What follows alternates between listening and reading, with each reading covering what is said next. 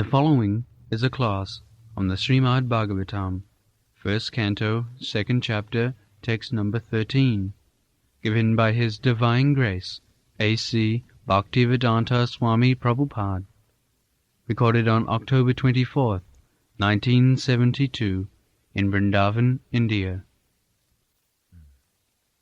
Atapungvi dijasreshta varnasrama vibhagas. Varna and ashram. This varnashram is very important thing in the human society.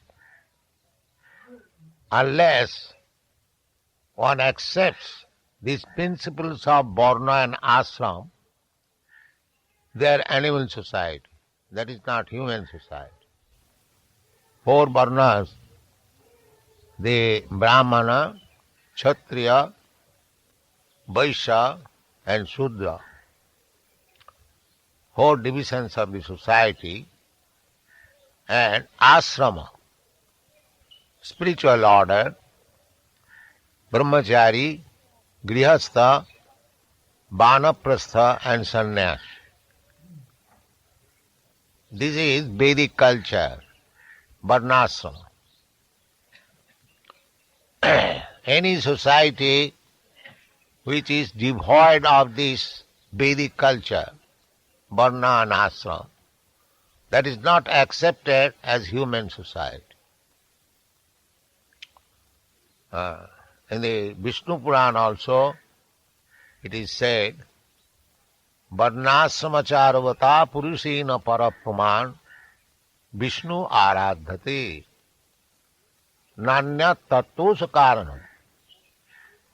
The whole aim of life is to achieve the favor of Vishnu.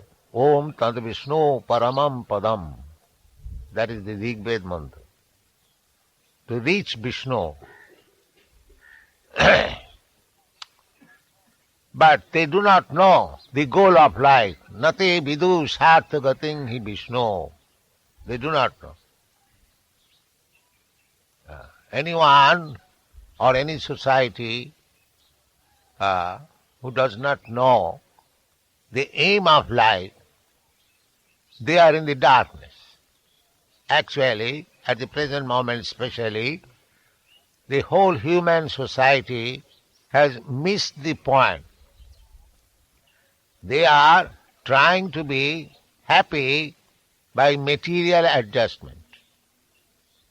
By social adjustment, by political adjustment, by economic development, or by religious adjustment, they are trying to make the whole human society happy.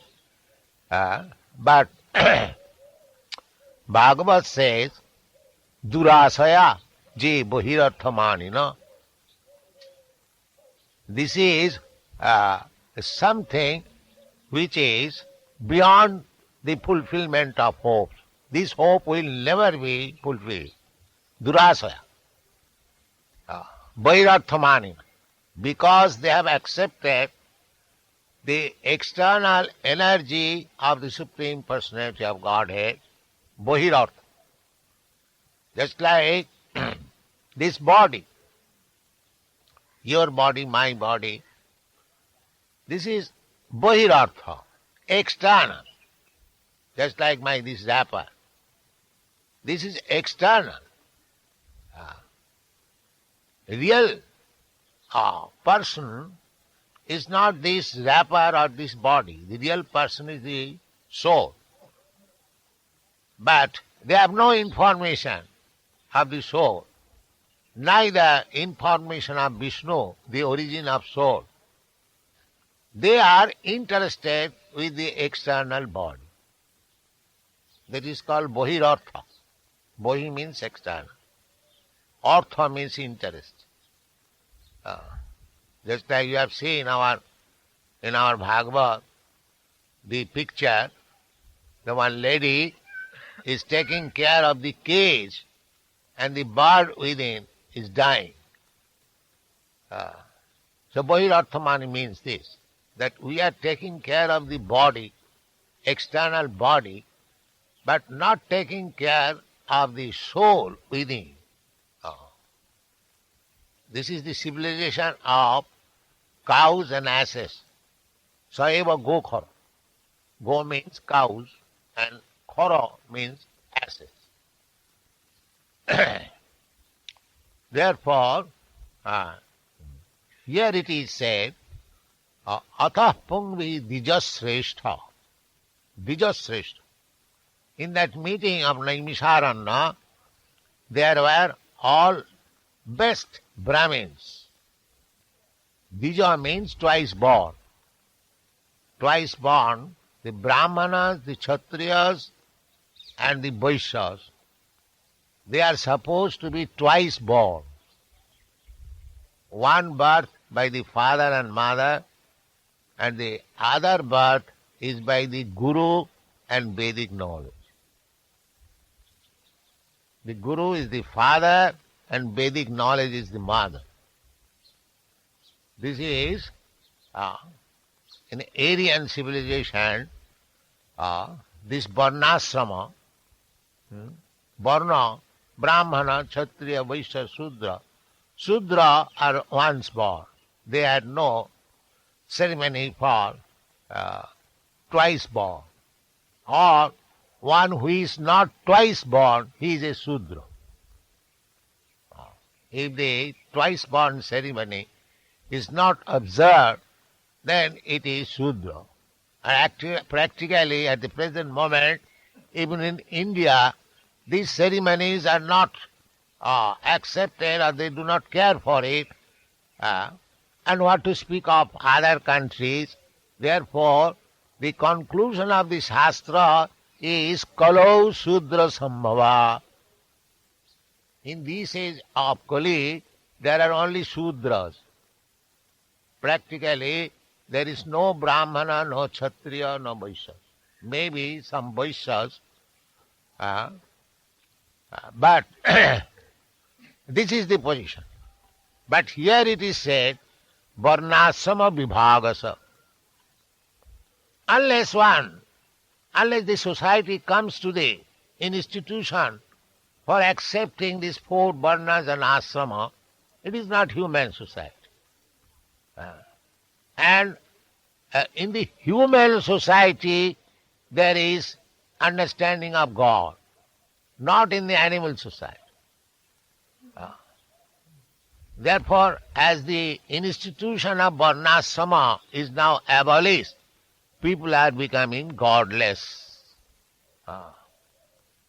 Because varnasrama means the institution or a setup of society where gradually one can understand Vishnu and worship Vishnu. Vishnu aradhate. That is the system. Not that so-called Brahmin and so-called Kshatriya. They have no information of Vishnu and they are declaring, I am Brahmin, I am Kshatriya. They are called according to Shastra, Brahma Bandhu, Dijabandhu. Dijabandhu. One who is born of a Brahmin family or a Kshatriya family or Vaishya family, but do not act as Brahmana, Kshatriya and Vaishya, they are called Dijabandhu. They are not accepted as Dija. Stri Shudra Dijabandhuna Trayina Shruti Gochara. This Mahabharata was compiled by Vyasdev for this purpose, because three women, Shudra, the fourth class of the society, liberal class, worker class, Sri Shudra and Dijabandhu, and persons who are born in the families of Brahmana, Kshatriya, but they do not act, they are called Dijabandhu. For them this Mahabharata was compiled. It is called fifth Vedas. Four Vedas, Sam, Yaju, Atharva. Sam, Yaju, Rik, Atharva. So this Vedic language cannot be understood by the less intelligent class of men who are known as Oman, Shudra and Dijabandhu. Sri Shudra, Dijabandhuna. In the Bhagavad Gita also it is said, Mang hi partha vapasritya jepishu papajunaya striya Shudra tatha vaishya stepi janti parang. So, when one becomes Krishna conscious, it does not matter whether he is a Stri or a Shudra or a Dijabandhu, stepi janti parang. They also can be elevated to the highest platform of perfection. So that is Krishna's special favor. Ordinarily, this is the formula. This formula. What is that? Dijasreshta, atapung bhi dijasreshta. This is the ordinary formula.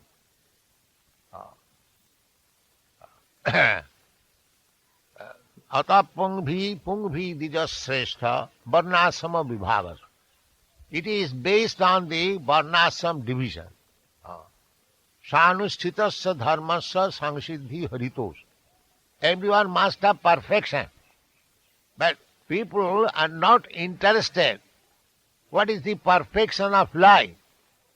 Neither they know what is the position of perfection. The perfection is haritosanam, to satisfy the Supreme Personality of God. It doesn't matter what you are. If you are Brahman, by your activities, sattva, sama, dhamma, titikha, by your austerity, knowledge, you satisfy Krishna, Vishnu, the Supreme Krishna and Vishnu the same. Vishnu Tattva. Krishna is the origin of Vishnu Tattva. Aham sarvasya prabhava, Krishna says. He is the origin of Vishnu also, sarvasya. Because in the creation, Brahma, Vishnu and Mahesa, the origin of original demigods of this creation. Brahma is the creator, Vishnu is the maintainer, and Maheshwar or Mahadev or Lord Shiva is destroyer. The three deities in charge of three departmental activities. So Krishna says, Aham sarvasya prabhava. That means he is the origin of Brahma, he is the origin of Vishnu, he is the origin of Lord Shiva. Aham sarvasya, matta sarvam prabhava. So, therefore here it is said, haritosanam. If we satisfy Hari, the Supreme Personality of God, he includes everything. Sarvasya prabhava. You do not require to satisfy separately other demigods. There is no need. The example is given, Jatha tarormula nisechanena tripanti tatkanda bhujopasakha. Just like pouring water in the root of the tree, automatically you water the branches, the twigs, the leaves, the flowers and everything. This is the way. Pranopaharacha jathendriyana. You supply foods to the stomach and automatically the energy will be distributed to other parts of the body. You do not require to supply food to the eyes, to the ear, to the nose. No. Simply supply food to the stomach and the energy will be distributed. Similarly, Sangasiddhi Haritosanam. If you simply satisfy Hari, the Supreme Personality of Godhead, then you satisfy all others. Tasmin tuste jagat tuste. Just like you know the story in Mahabharata that Duryodhana planned, Duryodhana satisfied Durvasa Muni very nicely, and Durvasa Muni wanted to give him some benediction. Now you take some benediction, whatever you like. So Duryodhana was very cunning. His only aim was how to cheat the Pandavas. So he said, my dear sir, I shall ask you someday, not now. So all right. So when the Pandavas were in the forest, and Duryodhana's plan was how to tease them, so he approached Durvasa Muni, my dear sir, you wanted to give me some benediction, I have come for it. Yes? Now you go to the Pandavas with your all disciples, 60,000 disciples, and you go when Draupadi has taken her food. So Durvasa Muni one day, because he wanted to give that benediction, he approached the Pandavas in the forest, and it is the duty of the Kshatriya to receive the Brahmanas. So they have finished their lunch, and Durvasa Muni came. So how they can deny? They are Kshatriyas. Yes, my lord, you are welcome. Just take your bath, and you are making arrangement. What arrangement they will make? In the forest. So they are perplexed. So Krishna, Kontiya pratijanihi name bhakta pranasad. Krishna's vow is that he will see always his devotees are protected. So when they are perplexed, Krishna came. Then what is the problem? They explained, this is the problem.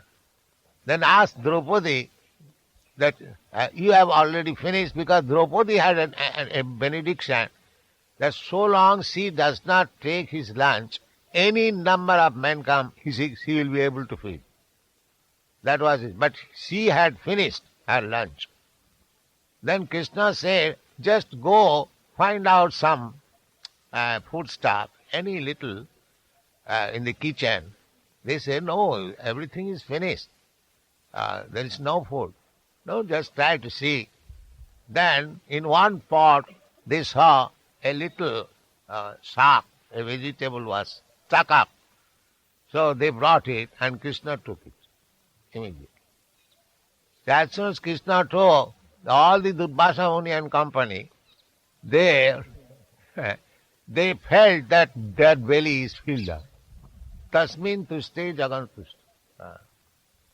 So they are feeling ashamed that how we shall go, we cannot take any food.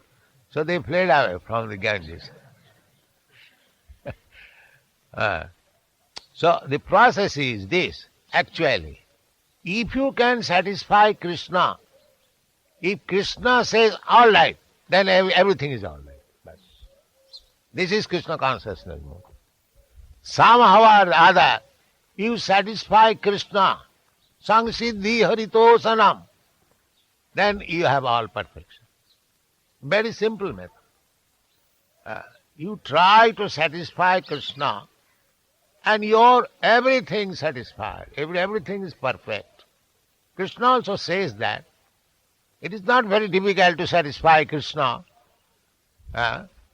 Krishna is so kind.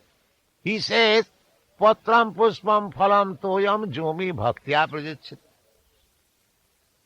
Krishna says, you want to feed me, that's all right. You collect little flower, patram, a little leaf, whatever, not that all, any one of them, patram puspam phalam toyam, a little water, jome bhakta prajachyati. Real thing is bhakti, love, devotion. Not that Krishna is asking you, bring volumes of luchi, puri, kachori, halwa. No. Krishna wants your love, real thing, bhaktya, jomi bhaktya praja. Krishna is not beggar. Neither Krishna is hungry that he has come to your place to eat something. That's not the position, Krishna. Krishna wants only your love. Just like father takes the responsibility of the whole family. He works hard day and night to maintain the family. He expects only love from his wife and children. That is the impetus of economic development. Otherwise he is earning daily thousands and lakhs of rupees. It is not that he will eat. He will eat that 4 chapatis, that's all. What 6 annas. But he works so hard just to be satisfied that his wife, his children love. When he comes at home, he sees them very satisfied. Similarly, Krishna has expanded this family. Eka Bahushyama. He has become so many living entities. What is the idea? Anandamaya Abhyasat. Because he is Anandamaya, he wants to enjoy the love exchange between the living entities. That is his purpose. Otherwise, why he has created? He wants love. But these rascals, they have forgotten that thing. They are saying there is no God. I am God. I am enjoying. Instead of loving God, they are becoming God. This has killed the whole situation. Therefore, Krishna comes and he wanted to re-establish that reciprocal exchange of love, which is called bhakti. You love Krishna, and Krishna loves you. Krishna loves you even without your love. Otherwise, how you are eating? You cannot live even for a moment without Krishna's mercy. That's a fact. Eko bahunam vidudhati kaman. So, Krishna comes. Krishna, when he says, dharma sanghasthapanarthaya, sambhavami juge juge, this is real dharma. Dharma means, dharman to sakshat bhagavat pranita. Dharma means what is enjoined by this Lord, God. What God says, that is dharma. God says, do this. That is dharma. Not that you manufacture your dharma. God says, Krishna says, manmana bhavamad bhakta madhyaji mang namaskuru sarva dharman paritajya mamekang sarang. This is dharma. Anything beyond this, all nonsense. They are not dharmas. Dharma koitava, cheating, simply cheating. Therefore Bhagavad says, dharma purojjita atra koitava. All rascaldom dharma is thrown away, kicked out. This is dharma. Dharmantu sakshat bhagavat pranitam. This is dharma. Therefore, here it is, same thing is confirmed. Sanusthhitasya dharmasya sangsiddhi harito sana. You are religious, that's all right. But the purpose of religion is to satisfy the Supreme Lord. That is perfect. It doesn't matter, because it is said, varnasama vibhagasa. A brahmana varna, he can satisfy Krishna by his tapasya, by his truthfulness, by his knowledge of the Shastras. He can preach the knowledge of the Shastra to the world. He can eat on behalf of God. Therefore, according to Vedic civilization, there is Brahman Bhojan. Brahman Bhojan means whatever a Brahmana eats, it means God eats, Krishna eats through the Brahman. Therefore, Brahman, in Vedic civilization, there is no Daridra Bhojan. There is no such word. Now they have manufactured refugee Bhojan, Daridra Bhojan. But the real is Brahman Vaishnava Bhojan. because through the mouth of the Brahmana and Vaishnavas, those were real Brahmanas. So this is the Samsiddhi Haritosana. You may remain a Brahmin, that's all right. Just like Arjuna. Arjuna was a Kshatriya. He was not a Brahmin. He was Kshatriya. He was not a sannyasi. He was a grihastha, king. His business, he knew how to kill. So by killing, he satisfied Krishna. Samsiddhi Haritosa. This is the whole purpose of Bhagavad Gita. He was unwilling to kill, and Krishna was inducing him. He must kill. And when he agreed to kill, then Krishna became satisfied. He became perfect. These are the evidence. The purpose is to satisfy Krishna. When he was denying to fight, that was his own satisfaction. I shall not kill my grandfather, my nephews, my brother on the other side. If they die, I shall be unhappy. So what is the use of killing them? These are all sense gratification, so-called non-violence. A devotee does not know what is violence or non-violence. He wants to satisfy Krishna. That's all. They do not know what is morality or immorality. They want to satisfy Krishna. Just like the gopis. At dead of night, they went to Krishna. This is immorality. But they did not know what is morality or immorality. They must go to Krishna. Samsiddhi Haritosana. So, anyone, in whatever position he may be, it does not matter. Everyone should try to satisfy Krishna. Madhyaji mang namaskuru. Manvana mad bhakta. Madhyaji mang namaskuru. This is perfection of life. Always think of Krishna. Manvana. Always become my devotee. Mad bhakta. Always worship me. Madhyaji. Always offer your obeisances unto me. Mang namaskuru.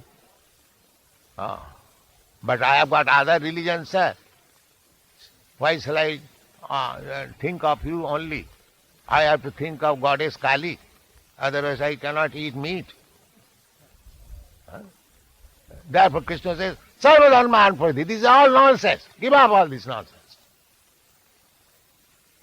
Sarva dharman parityaja mam ekam. Simply unto me. Ekam. Don't bother with other demigods. They are my servants. You are not to satisfy my servants. Of course, those are real servants. That is different.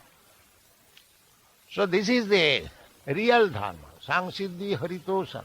If you somewhere or other can satisfy Krishna, just like Arjuna by killing. He said killing art is not very good art. But because by killing he satisfied Krishna, Krishna gave him certificate, Bhaktosi Priyosi me. Oh, you are my very dear friend. Because Krishna's purpose was to kill the demons. Paritranam sadhunam vinasaya duskita. So Arjuna helped to kill the demons and fulfill the desire of Krishna. And therefore he became perfect by killing. So, if you do anything which is sanctioned by Krishna or by his bona fide representative, that is real dharma. Samsiddhi Haritosana. Thank you very much. Hare Krishna.